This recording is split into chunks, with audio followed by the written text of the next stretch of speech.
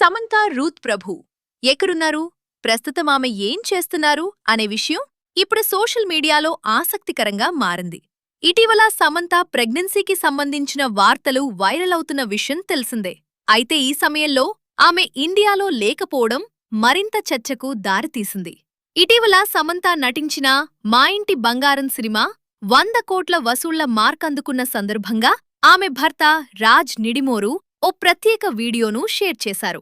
ఈ వీడియోలో సమంత కనిపించటంతో పాటు ఆమె ప్రస్తుతం విదేశాల్లో ఉన్నట్లు అభిమానులకు అర్థమైంది.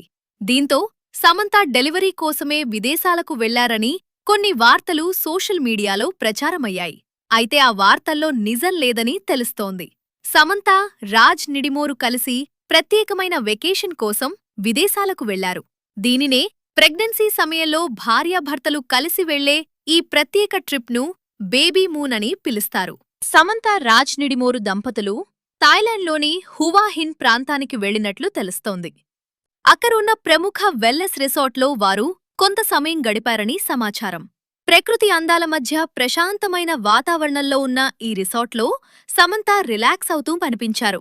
అక్కడ్నుంచి కొన్ని ఫోటోలు, వీడియోలు సోషల్ మీడియాలో అభిమానులతో పంచుకోవడంతో అవి వైరల్ అయ్యాయి. సినిమాలతో ఎప్పుడూ బిజీగా ఉండే సమంత ప్రస్తుతం వ్యక్తిగత జీవితానికి కూడా సమయం కేటాయిస్తూ కొత్త అనుభూతులను ఆస్వాదిస్తున్నట్లు కనిపిస్తోంది.